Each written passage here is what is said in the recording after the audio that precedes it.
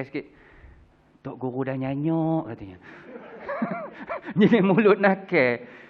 Kita tak gamak nak kata Tok Guru nyanyok. Memang dah uzur dah. Bukan uzur macam umur sangat dah. Tok Guru kot yang tersilap kira kot dia dah. Kita tanya tu, majoriti kata cukup tu, tak apalah, wallahualam lah, kita harap cukuplah rakaat tu. Ya, macam-macam pengalaman. Okey, baik, balik kepada sunat ab'ad. Tahiyat awal dengan doa kunut lah biasanya.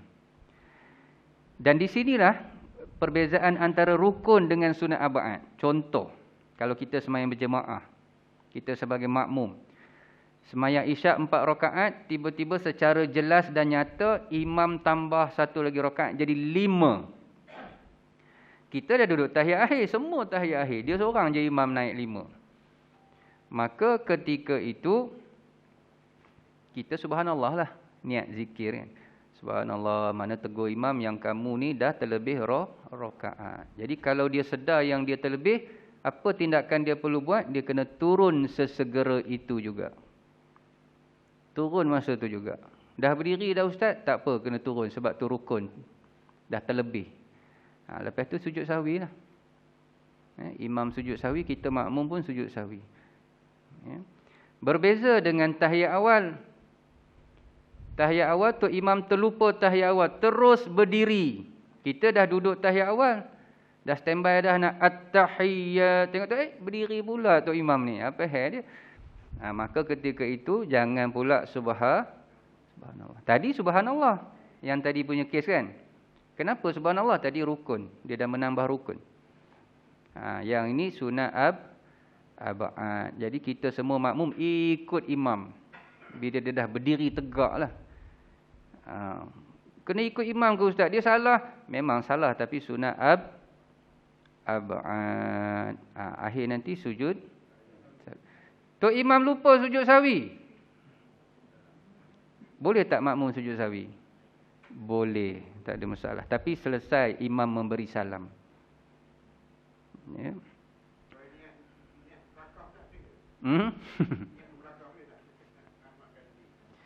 Kalau dalam isu tahiyat awal tak payah mufaraqah. Kalau kita belajar yang ni lah.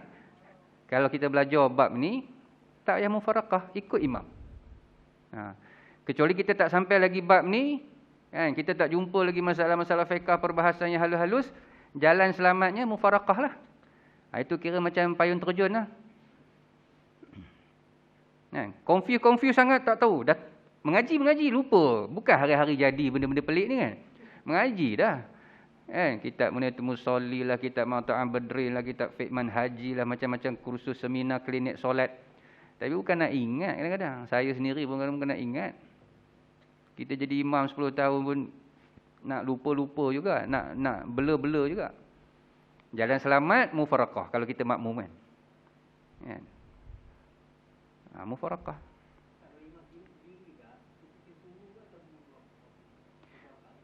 Waktu imam terlebih rakaat tadi.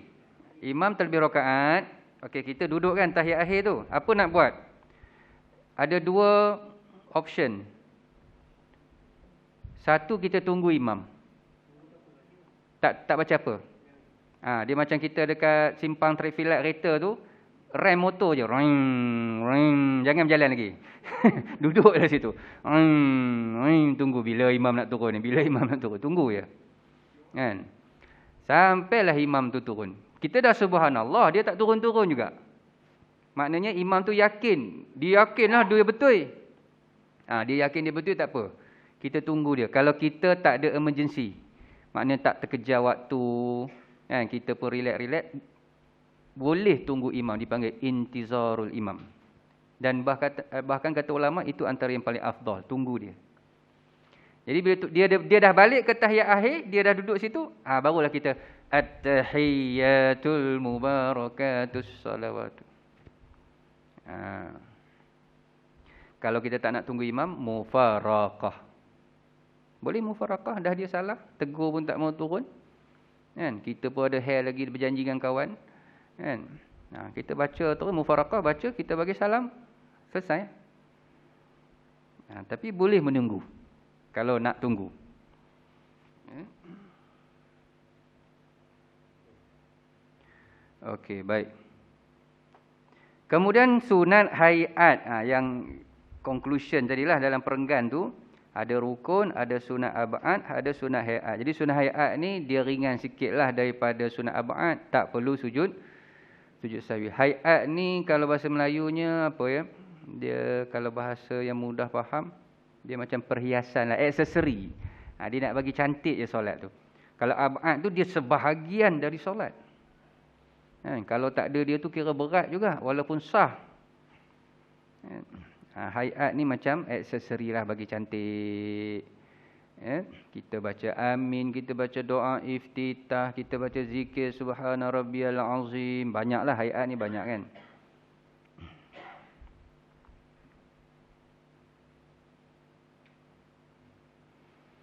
Baik. Cuma sunat hayat ni cuba perhati balik. Tengok perenggan yang baris paling akhir tu. Dia kata apa tadi? Apabila sunat hayat, janganlah bersujud. Maknanya kalau kita tinggal, kita terlupa sunat hayat, janganlah bersujud, iaitu jangan sujud sah, tak payah sujud sahwi. Kita tak baca doa iftitah, tak payah sujud sahwi. Ataupun untuk imam, kita dengar dia takbir terus je Fatihah. Bismillahirrahmanirrahim. Fatihah doa iftitah tak baca. Tak perlu sujud sahwi. Kecuali dia kata situ, tengok. Kecuali ia musalli tu, ia orang yang sembahyang telah memindahkan surah dari tempatnya. Ini je kes sunat hayat yang kena sujud sahwi. Kalau faham zahir macam itulah. Memindahkan surah dari tempatnya. Apa maksud tu?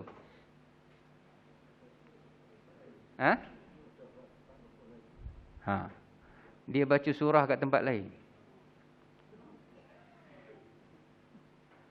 Ini kira tahap dewa lah kalau bahasa budak. Dia punya mamai dia tu, dia punya serabut masalah apa dia fikir sampai surah dia baca dekat tahiyat awal. Duduk tahiyat awal. Iaitu bismillahirrahmanirrahim. Wailul likulli humazatil lumazah alladhi jama'a malau. Dekat tahiyat awal dibalunnya surah. Kalau tengok ni, itu maksud memindahkan surah. Walaupun asalnya membaca surah itu sunat hayat. Kita yang rukun Fatihah aja. Ustaz, kalau tak baca surah sah tak sembahyang? Sah. Bahkan tak perlu sujud sahwi pun, kan? Halunya kita sembahyang sunat lah, kita potong-potong sembahyang sunat. Kita baca Fatihah aja. Setengah orang malas nak baca Quliyah ke Qul Allah kan. Dia potong, dia shortcut. Sembahyang sah. Walaupun sembahyang sunat ni kalau eloknya baca je surah. Kita ni kadang-kadang faham sembahyang sunat ni sembahyang cincai-cincai dah. Macam sempurna. Kecuali betul-betul kita mengejar masa. Jadi asal hukum membaca surah itu sunat hayat. Sebab itu kalau kita tanya soalan, Ustaz, Tok Imam, ini semayang-semayang jahar lah, semayang maghrib, semayang isyak, semayang subuh yang boleh dengar suara dia. Tok Imam tu baca surah, Ustaz, tapi tajwidnya lintang pukang. Salah besar. Jadi solat kita batal ke tidak? Jawapannya tak batal. Sebab kesalahan itu berlaku pada perkara sunat. Yang batal ni kalau melibatkan Fatihah. Fatihah tertukar baris, tertukar huruf, sifat makhraj tak betul apa semua. Itu boleh membatalkan solat jemaah kita lah. Tapi kalau surah dia baca tahap-tahap bacanya, baris lintang pukang, memang salah besar lah. Kategori lahnul jali, sembahyang masih sah. Cuma kata ulama, imam tu je berdosa. Kalau dia sedar dia buat salah, orang dah tegur, dia tak mau juga baiki. Kita tak perlu mufarakah lah. Kena nasihatkan dia, kena tegur dia, kena kursuskan dia, kursus tajwid dan seumpama.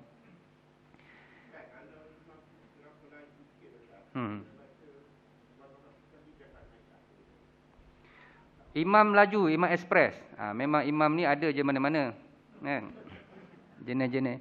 Okey, kalau imam tu memang imam tetap di masjid kita, di surau kita, maknanya kita kena kenal juga sebagai makmum, kena kenal karakter imam-imam yang ada. Ada yang laju-laju sungguh, ada yang slow-slow yang amat pun ada sangat. Kan? Sampai takbir pun kadang-kadang kita risau jadi Allah. Akbar. Kan? Kita kena kenal karakter imam-imam yang ada. Ada yang laju-laju sungguh, ada yang slow-slow yang amat pun ada sangat. Kan? Sampai takbir pun kadang-kadang kita risau jadi Allah. Akbar. Kan? Kita kena kenal karakter imam-imam yang ada. Ada yang laju-laju sungguh, ada yang slow-slow yang amat pun ada sangat. Kan? Sampai takbir pun kadang-kadang kita risau jadi Allah.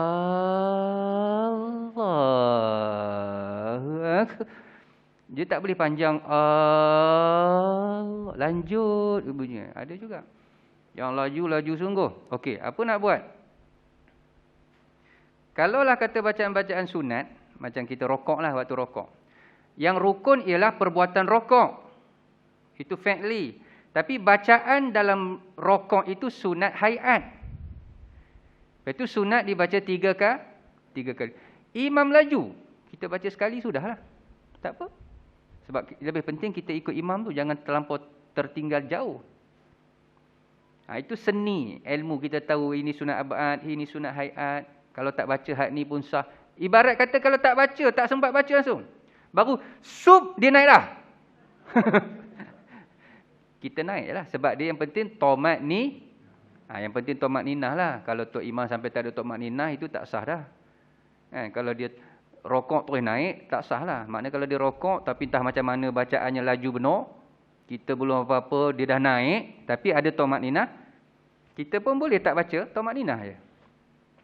Ataupun baca sekali. Ataupun potong sikit. Subhana rabbiyal azim. Dah. Boleh sah. Subhana rabbiyal azimi wa bihamdih. Wa bihamdih tu potong kan. Subhana rabbiyal azim. Subhana rabbiyal azim. Subhana rabbiyal azim. Dah boleh. Ambil kejar 3 kali juga. Saya gitu. Boleh ke ustaz? Tak ada wa bihamdih tu? Boleh lah sebab sunat hai. Tak baca pun boleh sah. Tapi tak baca kita rasa rugilah zikir tu.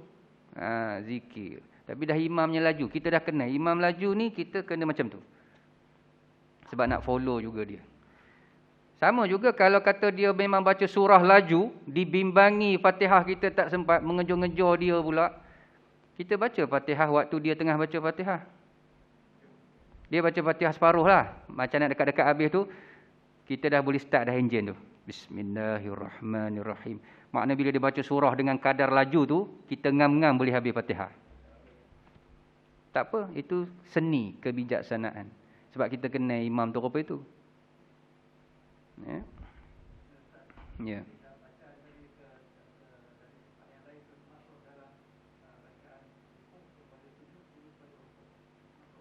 Tak. Ini surah saja. Yang lain tak ada. Sebab bacaan rokok dengan sujud tu lebih kurang sama aja. Dia masih subhana rabbiyal azimi wa bihamdihi, cuma kadang subhana rabbiyal a'la. Tak, ini dikira surah.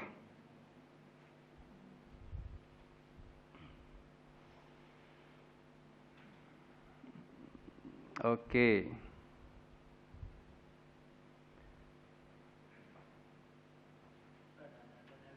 Ya.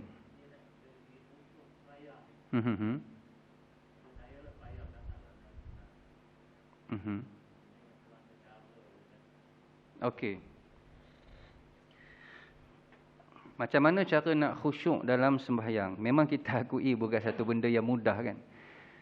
Cuma kita kena ingat khusyuk ni ulama kata dia adalah roh atau nyawa bagi sembahyang tu.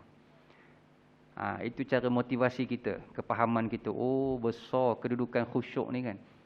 Jadi kita punya sembahyang, pergerakan berdiri, rokok, itu zahir je. Ibarat jasad. Jasad kalau tak ada roh, tak hidup lah. Jadi kena masukkan unsur roh, nyawa, iaitu khusyuk. Okey, bagaimana cara nak khusyuk? Ini kita kutip petua-petua ulama lah. Yang memang dah ada sebut dalam kitab-kitab Imam Al-Ghazali antaranya. Pertama yang mudah-mudah tuan-tuan. Khusyuk ni bukan bermula waktu kita takbir. Allahu Akbar baru nak meneran khusyuk. Kalau ikut, dia bermula daripada azan lagi. Satu hadis daripada Aisyah, Siti Aisyah, isteri Nabi. Siti Aisyah dia kata apa? Sebelum masuk waktu, aku bersembang-sembang dengan Nabi. Biasalah kan suami isteri bersembang-sembang, bergurau senda. Nabi ni suka, orang kata macam jenaka juga, ngusik-ngusik. Sebelum masuk waktu. Tapi bila start je azan, Allahu Akbar, Allahu Akbar. Aisyah kata apa? Nabi berubah karakter dia. Dia macam tak kenal aku. Tu, Aisyah cerita. Tiba-tiba Nabi tak macam tadi. Tadi mesra. Tapi bila start je azan, Nabi macam tak kenal aku. Maksudnya apa? Nak menghadap Allah ni. Dah mula dah. Fokus ke Allah. Kita payahlah macam tu kan. Tapi itulah yang disebut dalam hadis. Ya, maknanya azan dah. Jadi khusyuk tu bermula di situ daripada azan. Lepas tu bermula pada ambil wuduk. Ni kadang-kadang minta maaf sebutlah. Kita tengok ada jemaah yang tengah berwuduk menyembang-nyembang. Kan makruh. Kalau nyembang hei-hei agama tu gagahlah juga. Ini nyembang pasal bola. Siapa menang? Liverpool lawan Manchester. Malam tadi aku tak sempat tengok. Kita pun bila tengok kawan tengah ambil wuduk, janganlah masa tu baru nak ngajak dia, jom petang ni mancing. Kita pun fahamlah juga, dia tengah berwuduk. Dia sedang nak menjaga adab-adab wuduk. Tak boleh bersembang. Kena masing-masing faham. Sampailah kita masuk sembahyang. Okey, itu satu. Macam mana? Orang bagi salam. Tak jawab pun tak apa. Ya. Boleh ke tak boleh Ustaz? Macam-macam jemaah Ustaz. Imam baca panjang Ustaz. Kita nak mengelakkan hati kita mewah-mewah ni. Boleh tak hati kita tak betul tak? Kita baca hati kita tak betul. Nak elakkan mewah-mewah tadi. Okey, baik. Sebelum tu saya habiskan jawapan khusyuk tu. Sebelum saya merewang-rewang ke lain. Poin pertama tadi, yang tadilah. Bermula daripada azan tu dah fokus lah. Khusyuk ni maksudnya fokus. Yang kedua, Imam Ghazali kata faham makna kan. Faham makna mulut kita baca-baca Bismillahirrahmanirrahim. Dalam hati kita, kita terjemahkan. Dalam hati kita terjemahkan. Dengan nama-Mu ya Allah yang Maha Pengasih. Cubalah. Dalam terjemah-terjemah pun kadang-kadang ke laut juga kan. Dia pergi gotah ke mana-mana. Okey, tak apa. Yang ketiga, kita fikir gini. Yang ni saya kira menarik. Ulama kata sembahyang itu adalah hadiah. Umpama hadiah yang kita nak persembahkan kepada raja. Jadi katalah hari keputeraan Tuanku Sultan Nazrin. Dia minta kita jemaah Masjid Muttaqin ni bagi satu hadiah kat dia. Dah tentu kita akan bagi hadiah yang paling baik. Kan? Tak tahulah kok paling mahal, tak tahulah kan. Kok kumpul duit ni nak bagi kat raja ni supaya dia tengok nanti rasa seronok. Balutan yang paling baik. Hadiah nak bagi kat raja, nak bagi dia seronok. Jadi sembahyang kita itu umpama hadiah yang kita nak persembahkan kepada Allah. Takkan kita nak present yang lebih kurang kan? Itu ibarat je. Ya. Kemudian ada satu hadis riwayat Imam Baihaqi. Walaupun hadis tu dikatakan dhaif, tapi kita boleh ambil untuk motivasi. Yang mana Nabi sebut apa? Sembahyang kita ni kalau katalah kita tak khusyuk tu tak ada langsung, terlampau teruk sangatlah. Kalau ada 1-2% tu gagah lagi kan. Sembahyang itu akan dijelmakan dalam bentuk kain buruk di akhirat nanti. Lalu kain buruk itu akan melibas-libas muka orang yang sembahyang. Kita kena libas, kepok. Lepas tu kita tanya, engkau ni siapa? Apa ni? Apa salah aku? Dilibas-libas. Lalu benda tu bercakap, dia kata, akulah solatmu dahulu di dunia. Macam inilah solat kamu dulu. Buruk, macam kain buruk. Kotor, hitam. Lalu dilibah-libahnya kita. Jadi dengan benda-benda tu baru kita akan, takkan kita nak macam tu kan. Jadi kita cubalah buat yang terbaik. Jadi khusyuk ni bukanlah mesti 100%. Kan? Kita bukan tahap level Nabi Rasul kan. Yang daripada awal sampai salam boleh khusyuk. Kata ulama, untuk kita orang awam, sekurang-kurang ada tempat-tempat yang sepatutnya kena khusyuk kat situ. Paling lekeh kata ulama waktu takbiratul ihram tu, Allahu Akbar. Kita ingat Allah, niatnya betul kan. Ni kalau waktu takbir pun teringat benda lain lagi, teruklah. Mula-mula nak masuk dah salah dah. Tu paling lekeh kata ulama kat situ itulah. Allah, kita rasa kita menyerah diri, kita rasa sifat kehambaan. Kan? Lepas tu ada part-part apa lagi? Kalau doa iftitah kat mana? Inna salati wa nusuki. Dia kan banyak, doa iftitah kan banyak.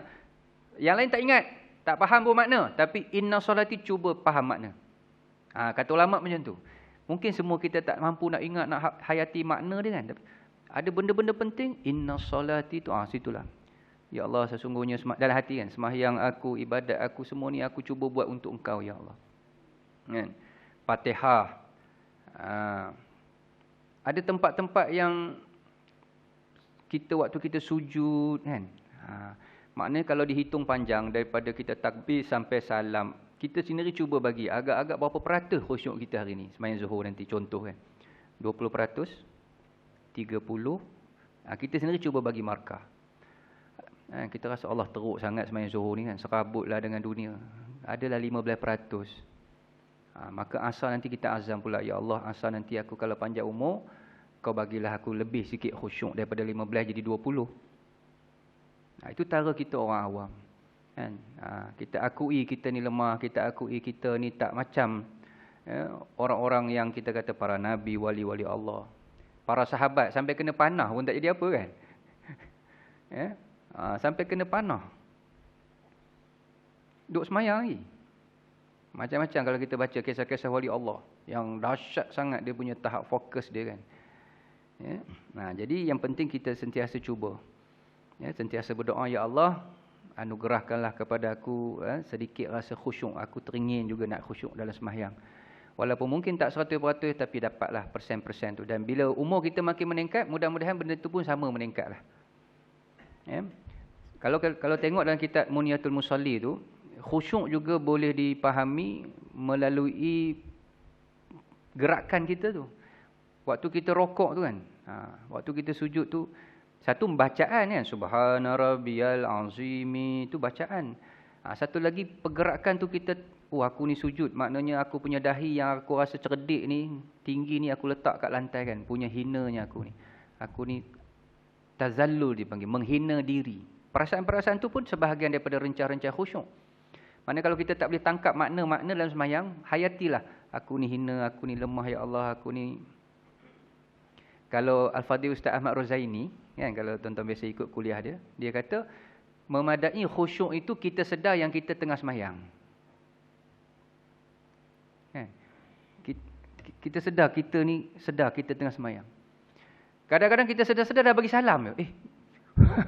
Macam tengah-tengah tu macam tak sedar apa. Salam dah. Tadi buat apa? Kalau kita boleh sedar, aku rukuk, aku i'tidal, aku sujud, aku nak sujud padamu ya Allah.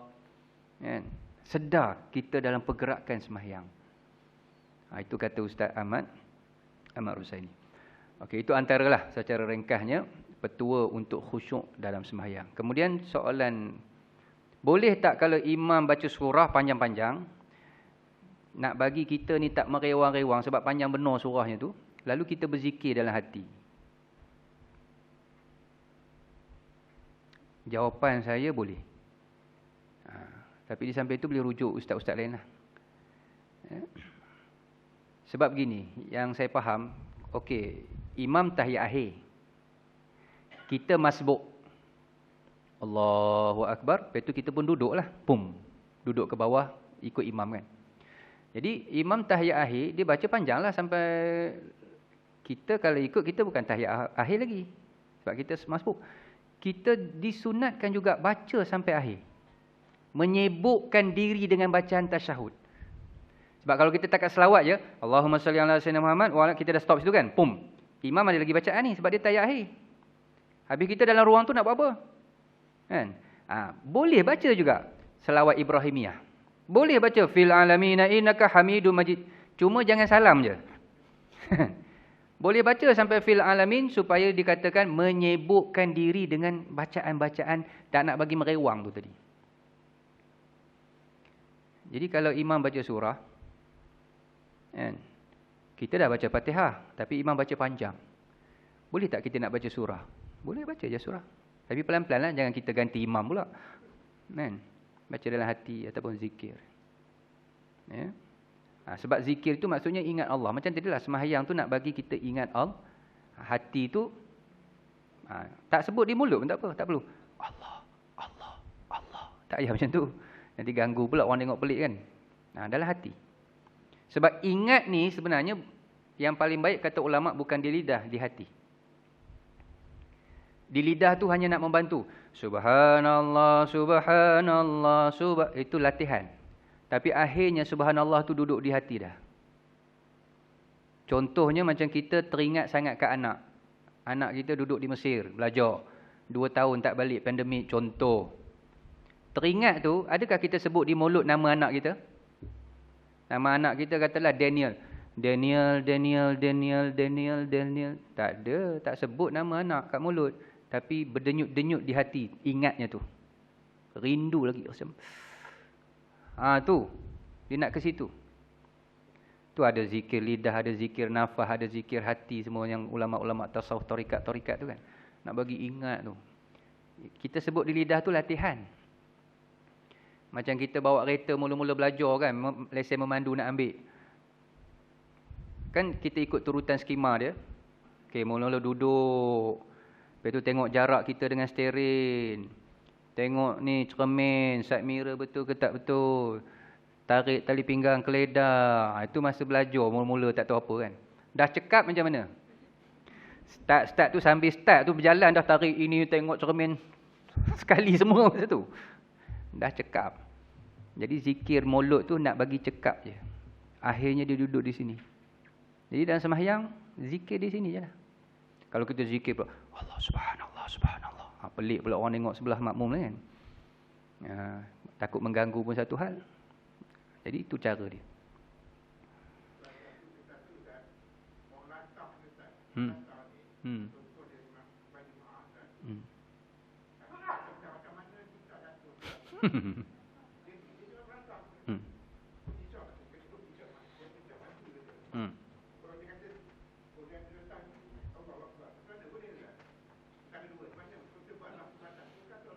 Okey. Kalau di situ isunya apa? Isunya sudah bercakap-cakap. Cicak, dia melatah kan. Bercakap ni kalau ikut asal batal sembahyang. Kecuali tak disengajakan. Tak sengaja tak apa. Cumanya kalau elok macam tadilah. Dia melatah tu nak sebut Allahu Akbar ke ataupun nak sebut cicak. Kan? Kalau boleh sebut Allahu Akbar itulah yang eloknya kan. Tapi kalau dah melatah, bukan boleh kita gaya-gaya kan dia kan. Tu mujur dia sebut cicak. Kalau dia sebut benda-benda lagi pelik, tak haru. Kadang orang melatah ni semua benda dia sebutnya kan. Itu tak sengaja. Ya. Tak sengaja tak apa. Macam ada satu masjid